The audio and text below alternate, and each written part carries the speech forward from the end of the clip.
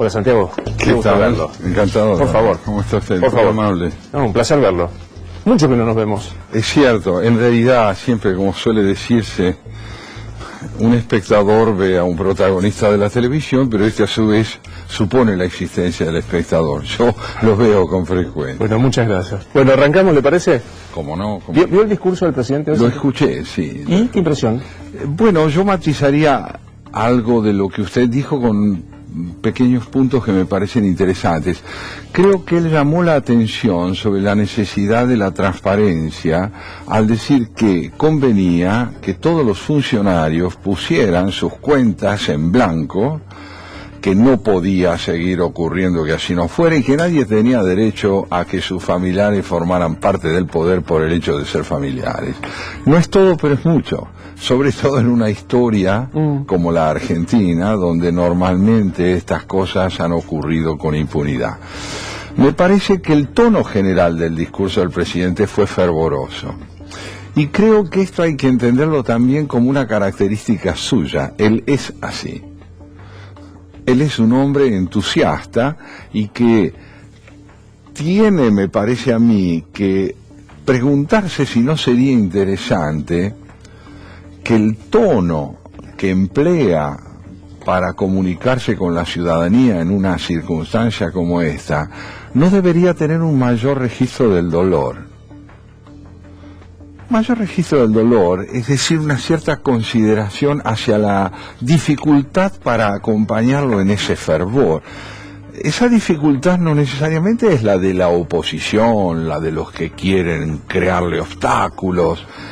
Un tono medio, en el marco de una crisis profunda, de la que empezamos a salir, me parece más plausible, más conveniente que el fervor, entendido como la actitud definitoria de lo que estamos haciendo. Es muy interesante esto, o sea, tener en cuenta, tener registro, nota de que hay, digo, saliendo de la mezquindad política. Sí, sí. Pero digo, hay gente que no la está pasando bien y que quizás este entusiasmo no hace juego con la necesidad de que su representante parezca empático con ese dolor, ¿no? Yo creo que sí, mire, voy a una imagen extrema. Hay un momento en Hamlet de Shakespeare en que Hamlet le cuenta a Horacio, su amigo, que recién llegado al castillo de sus familiares, a raíz del asesinato de su padre, advierte, perplejo, que los mismos platos que se sirvieron en el entierro de su padre sirven para acompañar la boda de su madre, que se está realizando inmediatamente después de la sepultura de su padre. Entonces él se pregunta si no sería preciso transitar con más lentitud, al menos en el orden de la celebración. Yo creo que el presidente ganaría mucho si sumara a la convicción que tiene la moderación tonal de quien emprende una tarea con convicción, pero con conciencia más honda de que no necesariamente la población va a dejar de acompañarlo si él registra mejor el padecimiento. ¿Le representó algo? ¿Le sorprendió la ausencia de Cristina en esta mesa? No en lo más mínimo, me pareció una coherencia total. Cristina dijo desde el primer instante del mandato de Mauricio Macri: desconozco las investiduras de la Constitución Nacional. Yo no voy a hacerle entrega al presidente que ha ganado las elecciones de los atributos del mando, porque para mí estos procedimientos no son políticos, son delictivos. Y esto que ha hecho ahora, que es ausentarse, no hace más que llevar a escena una ausencia que se perpetúa desde hace mucho en lo relativo a lo constitucional. Por lo demás sabemos que donde hay lugar para su palabra, no hay lugar para otra palabra. Claro, yo te decía esto y hoy lo escribí en Infobae, tenía la impresión de que ella estaba acostumbrada a que su lugar era el de sentarse a explicar, o por lo menos describir lo que ella veía en la realidad, y en todo caso, con el dedo admonitorio, corregir al que no lo entendía, no sentarse a escuchar, digamos, no está en ella el sentarse a escuchar, ¿no? Claro, esto fue una muy buena observación para preguntarse qué lugar ocupó el otro en la gestión presidencial de esta presidencia. Ella desplegó una actividad esencialmente prebendaria y maternal. Ella dijo un día: yo soy la madre de 40 millones de argentinos. Tal vez en un país como el nuestro no necesitemos ni un Estado prebendario a toda costa, ni una madre que ejerza el poder ejecutivo, ni un solipsista que hable para escucharse. ¿Siente que hay un momento de desencanto hablo del votante de Cambiemos, que lo votó por distintos motivos, por convicción de la ideología, hartazgo de lo que pasaba, necesidad de un cambio? ¿Siente que, como diciendo, estoy preocupado por lo que está sucediendo, por lo menos en lo económico? Preocupación advierto, desencanto diría que no. Yo creo que se ha producido un interesante traslado de la expectativa social hacia los sectores medios y provinciales. Tal vez en la capital federal, donde el lujo de la ansiedad está muy difundido, yo diría que en la capital sí le han puesto un reloj a Macri, como diciéndole, pero han pasado 2 años y no salimos del bombardeo. Es que nadie entiende lo que es un bombardeo. Mire, yo siempre pienso y releo infinitamente las declaraciones del presidente Adenauer, cuando en 1945 o 46 tomó el poder en Alemania, después de la Segunda Guerra Mundial. Un poco siguiendo el ejemplo de Churchill durante la guerra, lo que Adenauer dijo es: la reconstrucción de Alemania será imprescindible y muy lenta, porque la derrota del nazismo aún no se ha producido en nuestra cultura. Es decir, que emprender la reconstrucción de una república en el marco de una democracia constitucional no puede sino ser algo lento. No se trata de la lentitud de lo inoperante, se trata de la lentitud de lo complejo, que impone lo complejo. Entonces, mayor sustento encontrará esa lentitud activa y militante si el discurso en su tono acompaña la comprensión del sufrimiento. Volvemos al comienzo. Sí. Volvemos al comienzo. Ahora, no faltó, quizá porque no está en él, porque es un ingeniero, o porque sus equipos, no faltó al comienzo tomar nota, incomparable, quiero decir, pues yo me voy a decir que compara el nazismo con el kirchnerismo, No. pero digo, hay que tener tanto cuidado, digo, pero no faltó una descripción de decir, de lo que vinimos fue verdaderamente difícil, la recuperación va a ser importante. Bueno, allí sí dio el temperamento y, a mi modo de ver, los malos consejos. Veníamos de una catástrofe, teníamos derecho a que se nos reconociera como ciudadanos que fueron coetáneos de esa catástrofe, que la padecieron. Nadie necesitaba del presidente que nos palmeara para decirnos primordialmente, miremos hacia adelante. Lo habíamos votado, lo votamos, creemos que él es la alternativa. ¿Qué necesitamos? Que el lenguaje acuse mejor la hondura de la comprensión del dolor. Del dolor. 12 millones de argentinos que aún no integran la ciudadanía, estudiantes que no pueden serlo, políticos que no terminan de reconciliar la ética y el poder. ¿Cómo no va a ser difícil su misión? Tiene todo el derecho de ser constante en el medio de la dificultad, y eso nos llevará a valorarlo muchísimo más. Porque la constancia en el medio de la adversidad explícita prueba una templanza mayor que el optimismo sin más. El chiquitaje político le contestaría a Santiago: hay más pobres, aumentaron las tarifas, es más difícil sobrevivir en lo cotidiano. ¿De qué dolor me hablan si el dolor se acrecentó? Bueno, yo entiendo esa postura. El kirchnerismo y el chiquitaje, como bien dice usted, está luchando a brazo partido para escapar a la ley.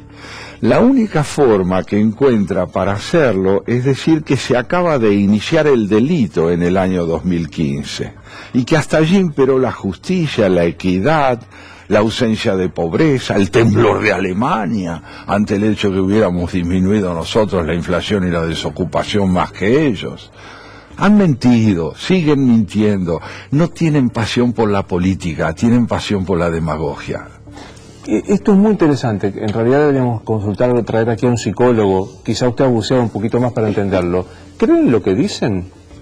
Mire, el fanatismo tiene una característica, que es estar homologado al discurso que emprende. Ahora, hacer una distinción muy clara entre demagogos y fanáticos, es difícil. Lo que uno puede advertir es que al no haber tolerancia hacia el discurso alternativo, lo que sí hay es un odio muy profundo al prójimo, en tanto no coincida con uno. Y ahí el fanático y el demagogo se parecen. Se parecen. Usted trae un tema que a mí me parece interesantísimo, que es el de la intolerancia y la intransigencia. A mí me gusta decir, y lo planteo como hipótesis, no como una certeza, uno es intransigente en algunos valores esenciales, que son pocos, digamos, el Estado de Derecho, la libertad, pero poner como intolerancia como norma, esto es, de movida a priori, no escucharlo a usted porque es mi enemigo y no darle ningún crédito, es el principio del fanatismo. Yo creo que se instaló la intolerancia como valor, incluso muchísima gente jóvenes que creen que es bueno ser intolerante. Bueno, esto tiene muchísimo que ver con el concepto de verdad, mirándolo filosóficamente. Si nosotros partimos de la hipótesis de que la verdad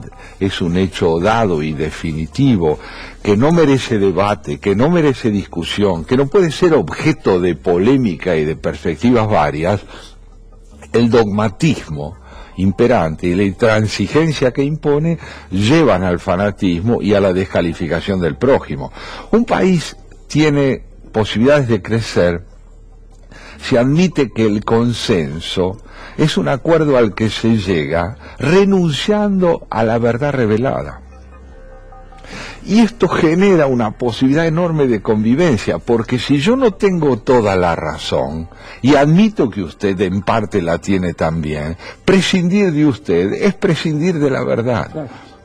Ahora, una cultura que sea capaz de darle a la vida parlamentaria este estatuto filosófico, es una sociedad que está abierta a la construcción de su verdad. Pero si se parte de la idea de que la verdad ya está construida y que el Parlamento debe acatarla, tendríamos en un lenguaje llano una escribanía. Con todo respeto por los escribanos que se nos ofenden, sí, porque de los escribanos digo... Tenemos que encontrar otro término. Sí, un despachante un despachante burocrático. Claro, sí. Vamos a usar una palabra relativamente abstracta pero precisa: sumisión. ¿Cristina gobernó con la sumisión? Sí.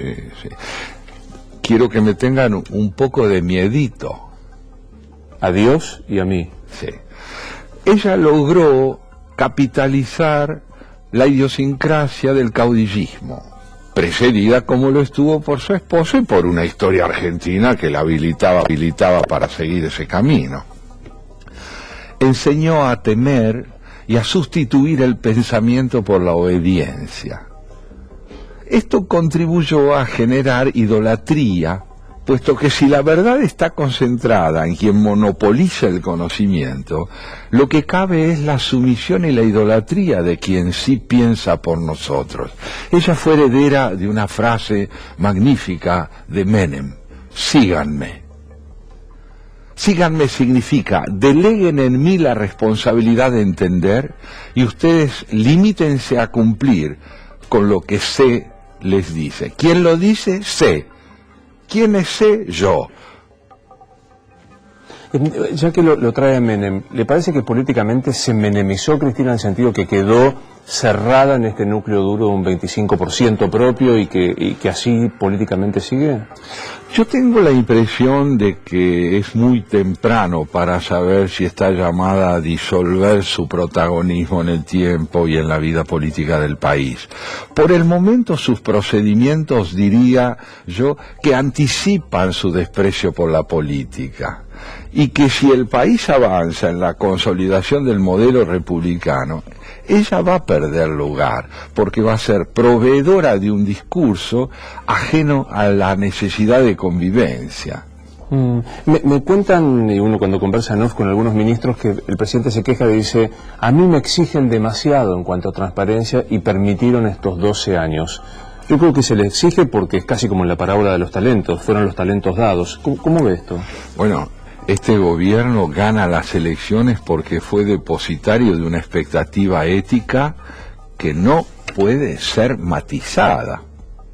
Es una expectativa ética que pone en la votación una demanda de reconstrucción del propio valor del civismo propio, de la idoneidad cívica propia.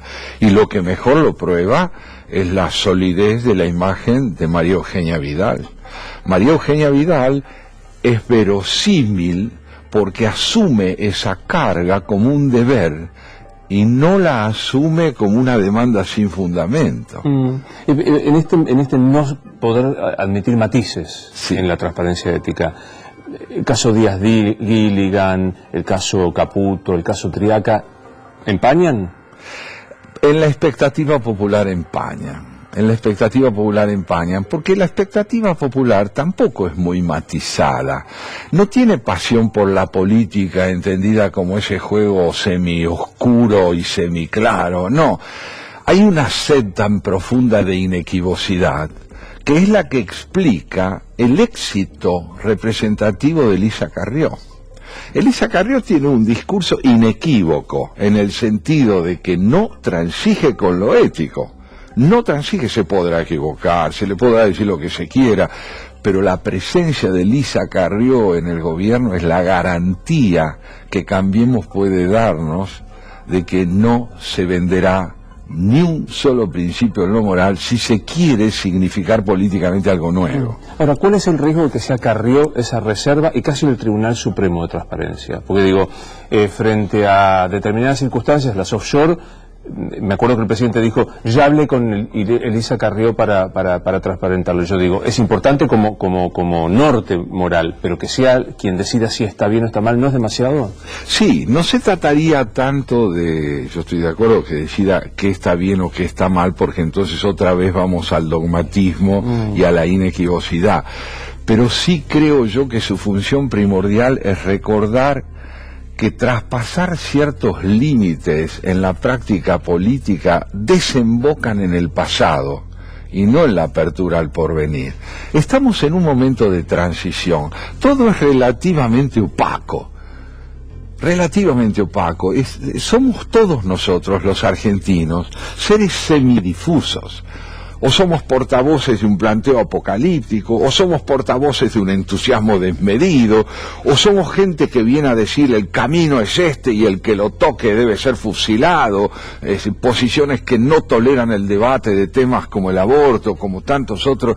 Todavía no somos una nación, somos un conglomerado que trata de inscribirse en la vida constitucional.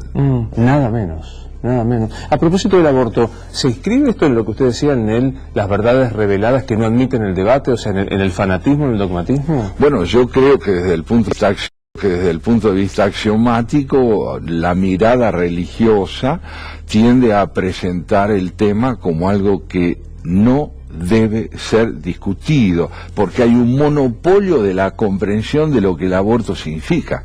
Entonces, mientras sea así, no hay política. Habrá política en el momento en que, no teniendo nadie el monopolio de la comprensión plena del fenómeno, genere consensos. La política quiere discutir el significado de los dogmas. El dogma no quiere hacer política. Claro, el dogma lo tiene explicado y punto. ¿Es esto o nada? Así es. Y en lo personal, ¿qué posición tiene respecto de esto, de la despenalización del aborto? Bueno, yo creo que hay que evitar un poco las generalizaciones, ir a cada caso. No se puede hacer un planteo demasiado general y abstracto. Una mujer violada, queda preñada, quiere tener ese hijo, lo desea. Si ella dice que lo desea, no tiene por qué abortar. Pero si no lo desea, ¿cuál es la vida que importa? La de ella no vale nada si solo vale la vida del feto que lleva en sus entrañas. Si tiene la obligación de darlo a luz, pasamos por alto su violación, subestimamos su vida y entendemos que lo único digno en términos de vida es lo que lleva en su vientre. Yo no tengo la solución, tengo el problema y me interesa mucho tener el problema. Una mujer que quiera abortar después de haber contraído el deseo de tener un hijo y entra en conflicto con ese deseo, aún así merece consideración, pero hay un límite para todo. La arbitrariedad no puede ser la que dicte la norma en estos comportamientos. Y por último, los planes sociales, que tienden a facilitar el ingreso de fondos a las familias que tienen hijos. ¿Cuántas familias entre los más pobres no tienen hijos para tener planes familiares, no porque los quieren, sino porque necesitan recursos económicos para vivir y multiplican sus preñeces simplemente para formar parte de un esquema económico que les retribuye por embarazo con un fondo económico determinado. ¿Dónde está el concepto de la maternidad y de la responsabilidad materna o paterna allí? Sabe que mañana lo van a extractar y van a decir, Kovadlov dice, las pobres se embarazan para tener la asignación. Claro, es cierto, van a decir eso, yo no estoy diciendo eso, pero diga lo que diga, van a decir eso. Lo que yo quiero decir es que me parece muy bien que los planes familiares se otorguen a quienes tienen hijos. Lo que creo es que tenemos que preguntarnos hasta qué punto la desesperación hace con que en la pobreza se tengan hijos para tener planes familiares. ¿Cuánto cree que la religión, para no ceñirnos, aunque creo que es preponderante la Iglesia Católica, va a influir en el debate del aborto? Creo que va a tener una gran influencia, porque así como en el orden religioso uno puede advertir entre, por ejemplo, muchos creyentes católicos, disidencias muy profundas con el Papa, que lo llevan a dudar si el Papa está procediendo bien o no en relación a la Argentina, creo que el tema del aborto suscita menos discusión dentro del catolicismo que fuera de él. Yo llamo católicos a los creyentes, no a quienes lo son por su origen y terminaron siendo laicos o seculares. De todas maneras, el problema de fondo es si la Argentina está dispuesta a preguntar. Un país que ejerce el silencio desde hace décadas, ¿quiere preguntar? Y con el contenido profundo que es la pregunta, que es la duda, no preguntar para ser escuchado en la ratificación de lo que uno dice, ¿no? Así es, y es interesante detenerse un minuto en lo que significa preguntar. Toda pregunta proviene de un asunto que ha perdido nitidez. Lo que genera la pregunta es la súbita opacidad que tiene un tema, entonces uno quiere volver a saber de qué se trata. Pero para que esto ocurra, para que la opacidad del asunto se imponga, hay que tener la libertad del trato con el asunto. Si no, terminamos viendo lo que no hay y llamándolo verdadero. Estamos atravesando en nuestra civilización un periodo tan profundo de crisis de valores, tan hondo de inasibilidad de lo que podemos llamar los valores, las ideas fundamentales que orientan una civilización. Desaparecido en buena parte el ciudadano, el consumidor irrumpe, pero del otro lado irrumpe el consumido.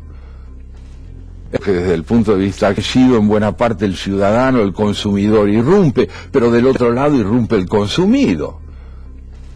El consumido no es solo el que no puede comer, es el que no tiene dónde vivir, es el que está condenado por la crisis medioambiental, es el que no tiene significación en el campo de la educación. Es una crisis muy honda y tenemos que aprender a pensar que es una actividad infrecuente, pero es indispensable. Y tan desafiante. Insisto, si uno piensa con la intención no de querer tener razón, sino de buscar una aproximación a la verdad. No me gusta decir la palabra la verdad porque me parece... No, pero es interesante lo que dice en el sentido de que ya Aristóteles planteaba muy bien esto. En el campo de la política la verdad no puede ser sino consenso. Claro. No esencia, no sustancia. Consenso.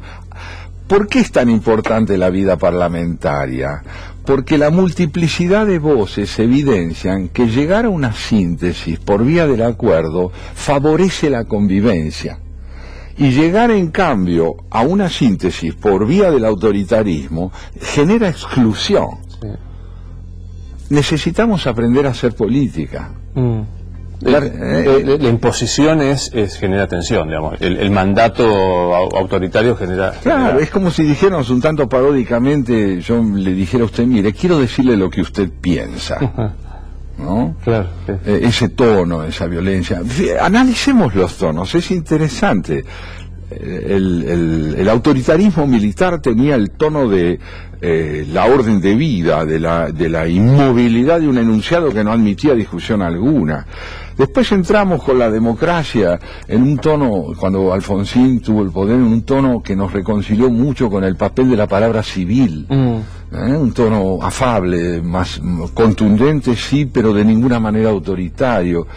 Después cierto endulcoramiento, cierta banalidad tonal que introdujo Menem, una chabacanería muy profunda, y después por último, ¿no es cierto?, la idea del monopolio de la razón, que con un paternalismo generoso entre comillas venía a decir: no, yo les voy a explicar cómo es la cosa, está claro. Eso es el kirchnerismo. Eso es.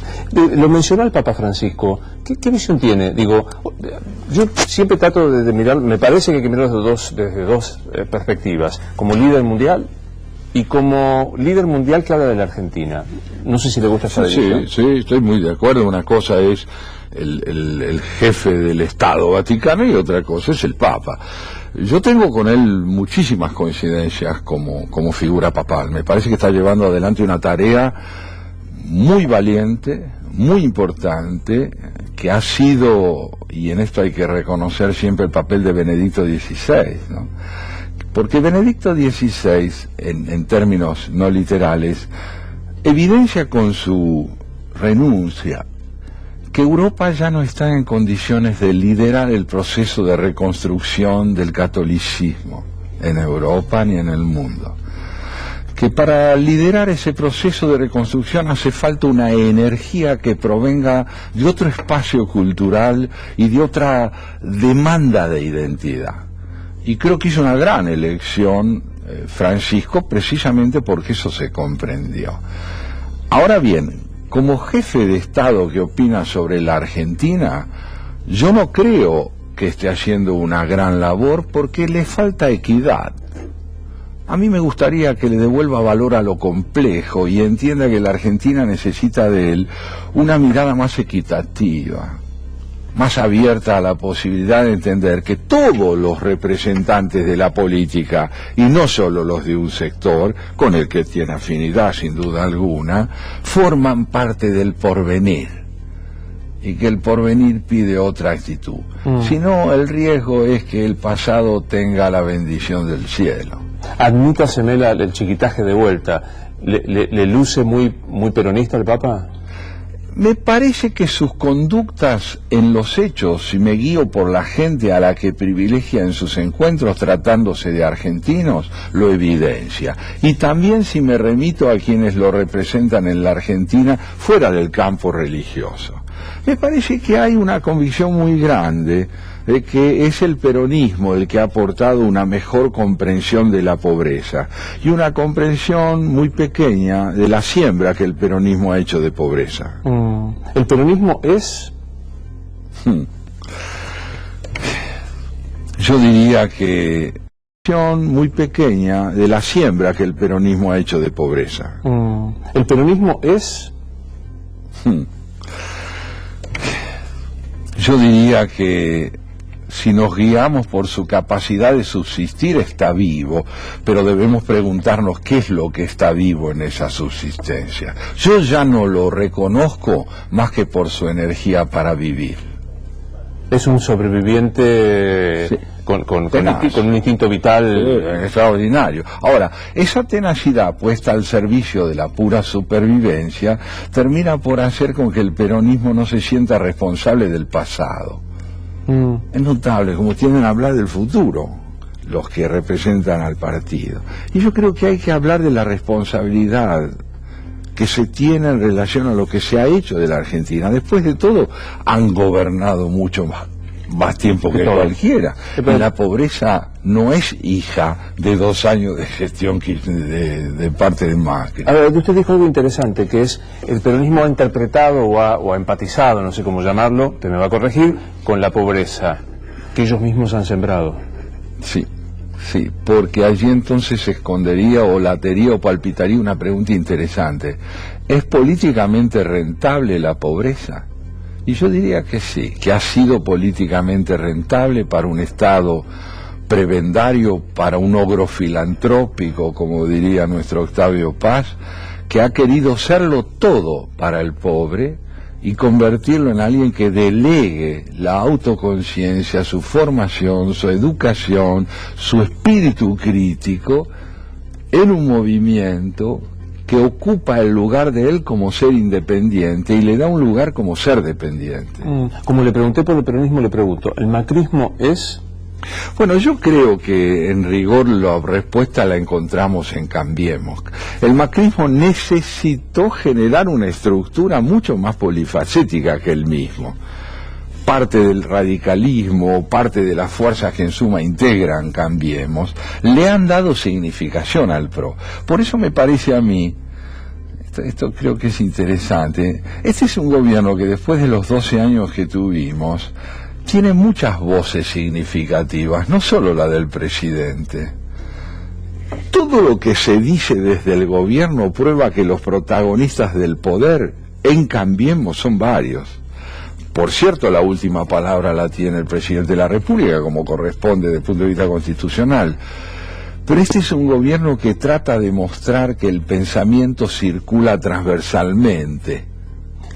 ¿Trata de demostrarlo o efectivamente es? ¿Usted cree realmente que hay transversalidad? Algunos que lo frecuentan dicen el que manda es Mauricio Macri y por más es difícil decir no a lo que dice el presidente. Yo le voy a decir algo. Yo he conocido pocos políticos que tengan la capacidad de escuchar que tiene Mauricio Macri.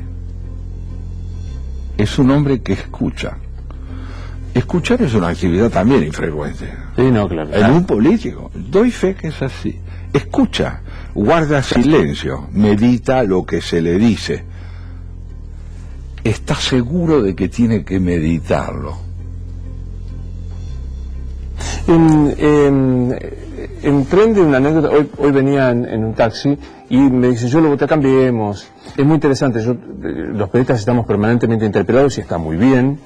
Y según el cristal de que si uno se manifiesta a favor de la discusión de la despenalización del aborto se transforma en un trotskista irredimible, y si habla de la seguridad con la discusión de qué clase de policía queremos es un fascista premusoliniano. Y hoy me decía, yo voté a este gobierno y demás, pero siento que son iguales, pero bilingües. Lo de bilingüe... como sofisticado, o sea, veo que se dice, el macrismo, Jorge Asís dice, el macrismo es kirchnerismo prolijo, o kirchnerismo no sé cuánto. Yo no lo veo así, no. Yo tengo una visión que es esta. Yo creo que el gobierno ha obrado con mucha sabiduría al transitar en forma gradual desde lo que es el prebendarismo absoluto a un prebendarismo moderado que tiende a generar condiciones de inserción social para otros sectores desvalidos que permitan que finalmente el prebendarismo desaparezca. No saltó del prebendarismo a lo que podríamos llamar el abandono de las necesidades que no tienen recursos, no. A mí ese gradualismo me gusta, me parece que da idea de lo que antes yo le demandaba al discurso del presidente, de una conciencia del dolor, del sufrimiento. ¿Duran barba? Yo cada tanto lo escucho, o lo leo en alguno de sus artículos, sí. ¿Y qué impresión lleva con eso? A veces me parece interesante y a veces me parece que es desmesurado y que sus juicios no necesariamente aportan a la comprensión de la complejidad de la situación en que estamos. Yo decir, por ejemplo, que es un país que quiere la pena de muerte.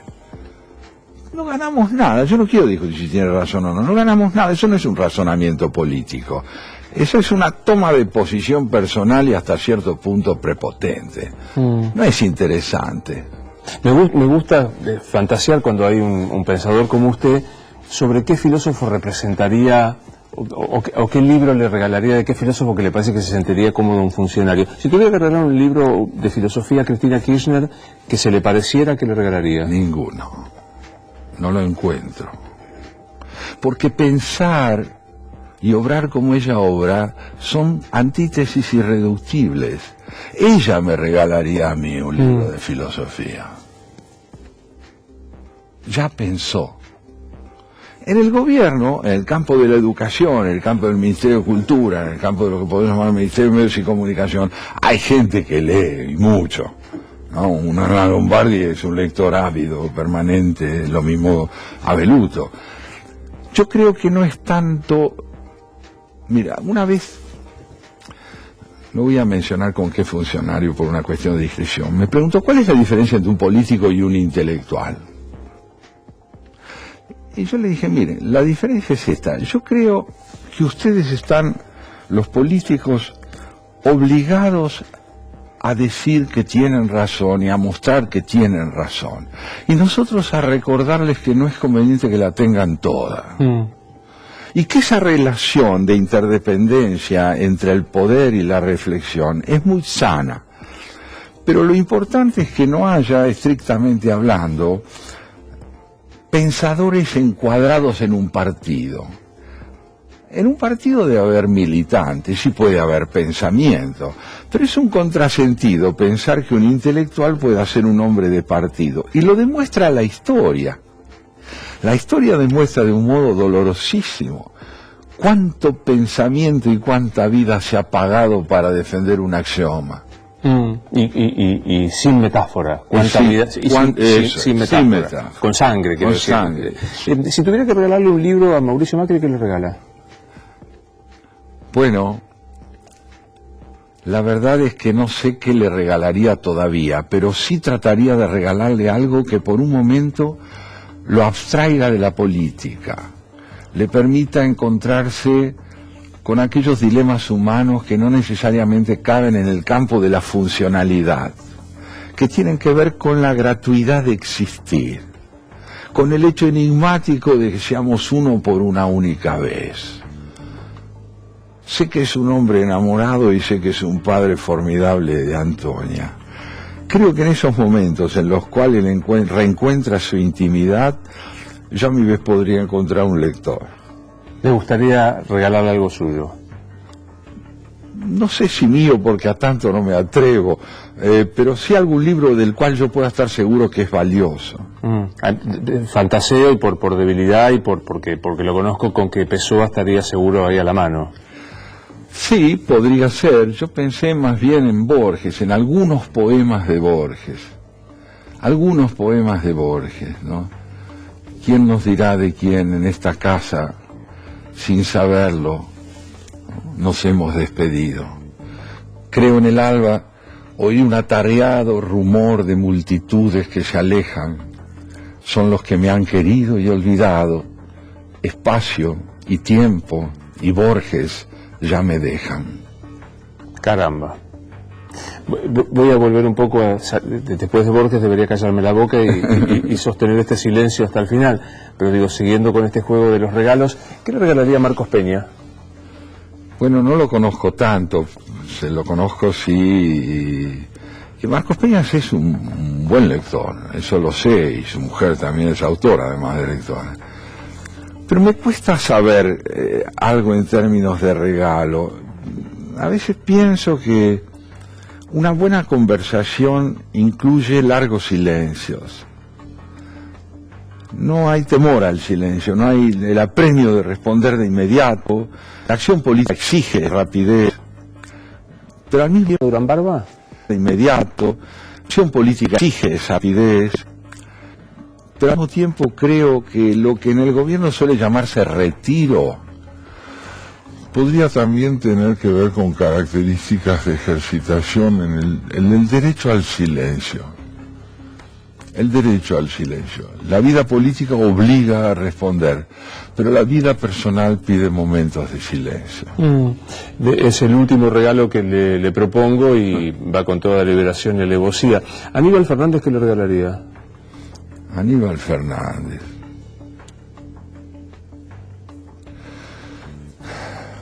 Posiblemente la política de Aristóteles, porque allí aprendería él, si la leyera, o la ética a Nicómaco. Si los leyera, y si los leyera con pasión, advertiría que lo complejo y la verdad pueden ser sinónimos, y que la demagogia, la mentira y el encubrimiento destruyen la subjetividad. ¿Y le parece que tendría esa pasión y esa curiosidad por leerlo? Si lo llevara al poder, sí. Un expresidente dijo alguna vez, estamos condenados al éxito. Frase que me parece tremenda. ¿Tenemos algún tipo de condena o algún tipo de...? No, justamente, yo creo que las naciones no están condenadas, las naciones tienen más o menos oportunidades según cómo capitalicen sus fracasos. Así como en el orden personal, una persona interesante es alguien que ha capitalizado sus fracasos y su experiencia evidencia que ha conocido sus límites, sus faltas. En el orden de las naciones creo yo que una nación madura es una nación que aprende del ejercicio de sus errores y los matiza. Sabe matizarlo, no queda atrapado en el valor absoluto de lo que podríamos llamar la insistencia en la repetición. Una cosa son las consignas, otra el pensamiento. Las consignas lo dan todo por pensado. El pensamiento prueba que es posible desarrollarse. Las naciones tienen por venir si aprenden a pensar. ¿Nos morimos y qué pasa, Santiago? Bueno, yo puedo hablar desde la siguiente perspectiva a un hombre joven todavía como usted. No quiero exagerar, pero evidentemente la diferencia entre nosotros está clara. Yo ya sé que he vivido la mayor parte de mi vida. Desconozco, por supuesto, qué día he de morir, pero sé que estoy más cerca del final que de lo que podríamos llamar el tránsito hacia el final. Creo que los hombres malentienden la muerte cuando la conciben como desenlace. Nos vamos muriendo y dejamos de morir al expirar. La muerte es lo que voy viviendo. La muerte es lo que me está sucediendo. Cuando celebro mi cumpleaños, celebro también, aunque más moderadamente, el tránsito del tiempo. Dejamos de morir al expirar, y por eso lo escribí hace poco. Lo ideal es nacer 2 veces y morir una. Se nace 2 veces cuando uno es parido por su madre la primera vez y por un proyecto vocacional la segunda. Y se trata de morir una sola en manos de la naturaleza, sin que eso implique la pérdida del ideal, de la pasión por la creación de una obra, de un proyecto, de una vida. Tal cual lo conocemos nosotros, esto indica que este tránsito final, que me gusta no tomarlo como desenlace, nos priva de seguir militando en esa pasión. Vaya a saberse, no sabemos qué es esto, pero pareciera. El protagonista de la muerte es, en cada caso, es alguien a quien podemos decir no yo. No yo. El muerto es no yo. El que muere, agoniza y expira, soy yo. Y después, ¿fantasea o tiene la convicción de qué es? Mire, le voy a decir algo. Para mí el milagro es haber sido uno por una única vez. Si un milagro es algo irrepetible e inusual, haber sido uno por una única vez me basta. Con eso alcanza. Sí. O sea, nunca se aferró a la idea de la reencarnación. No. Yo creo que los años van enseñándonos a dejar lugar a los que siguen más que a reivindicar el derecho a la perpetuidad. A eso me gusta, que la reencarnación es casi un gesto de soberbia, de egoísmo, de volver a ocupar espacios que por ahí podrían ocupar otros. Sí, además, digamos, con todo el respeto que le debo a quienes creen en la inmortalidad del alma. Ocupar espacios que por ahí podrían ocupar otros. Sí, además, digamos, con todo el respeto que le debo a quienes creen en la inmortalidad del alma, me parece mucho más interesante haber protagonizado el tener un alma, el haber vivido, el haber sentido, el haberme emocionado con un amanecer, con un amor, con la posibilidad de un encuentro con un amigo. ¿A qué la redundancia? Alguna vez le robé a una enfermera en una situación muy crítica una frase que me pareció, que me ha marcado y que describió algo que yo no sabía poner en palabras, que es que el deseo es el mejor arquitecto de la vida. Sí, Lacan puro. Es que creo verdaderamente, somos el fruto de nuestro deseo. Este es el segundo nacimiento del que yo le hablaba. La vocación, aquel proyecto de vocación. Lo que nos llama, lo que nos impulsa. Siempre recuerdo un efecto muy notable que produjo en el padre de Mozart. Una carta que él, Mozart, siendo jovencito, le escribió, harto de estar en París, donde el padre lo obligaba a tocar en Versalles para que ganara unos pesos, unas monedas. Y él le pide al padre, le suplica que lo deje partir para Italia, porque dice, acá en Francia están matando la música, como ya mataron la poesía. Papá, entienda usted hay 3 músicos en Alemania, Bach, Haydn y yo. Tenía 20 años. El padre naturalmente le dijo que era un mocoso impertinente. ¿Él acaso creía que era Mozart? No era Mozart. Claro.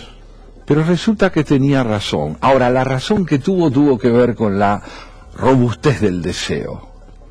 Ningún creador lo es porque la vida le resulta fácil. La potencia de una vocación va contra toda evidencia y contra toda dificultad. Puede mucho más que la adversidad. Los grandes artistas, los grandes pensadores no han compuesto sus obras en condiciones óptimas. Y esto es muy interesante porque el deseo parece como un acto de quietud, de sentarse a desear, pero casi como una cosa mal llamada zen. El deseo es lo que inmediatamente precede al acto y al acto convencido. Es que el deseo se adueña de nosotros. Nosotros no tenemos vocación, la vocación nos tiene a nosotros. Estamos en sus manos si de veras la tenemos. Y es un milagro que debe ser agradecido.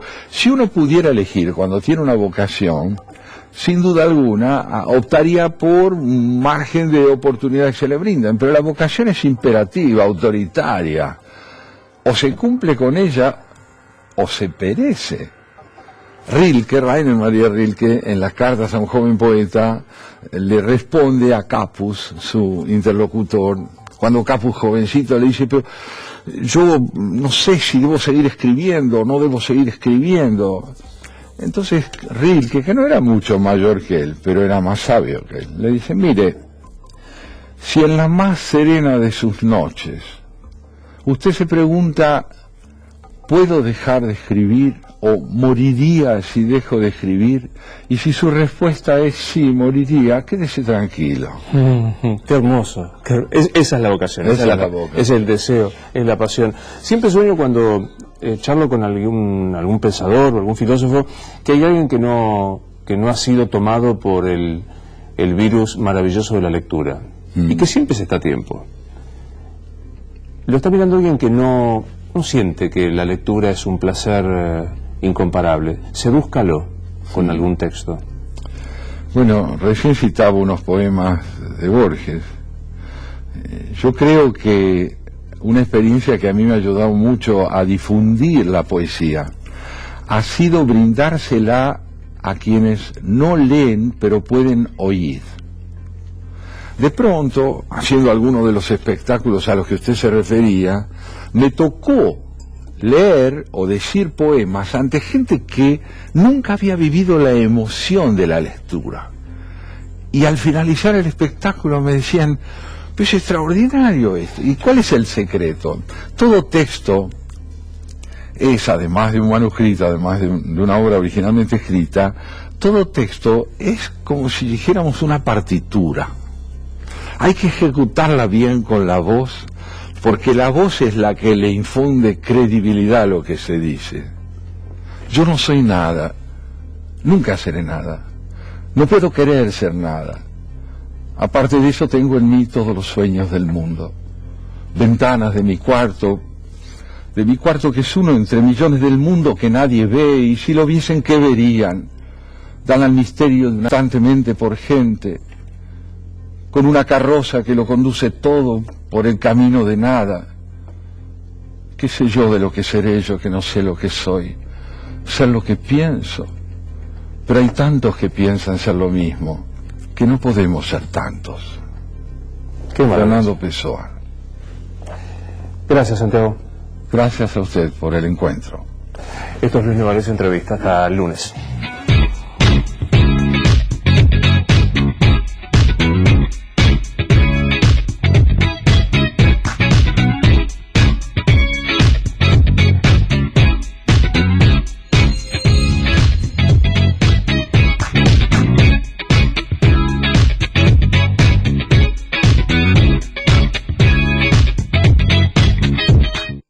En A24, la noticia sos vos. Conectate vía WhatsApp 11 5 050 3300. Nos dejás tu denuncia y nosotros investigamos. Soy Noticia. Soy A24.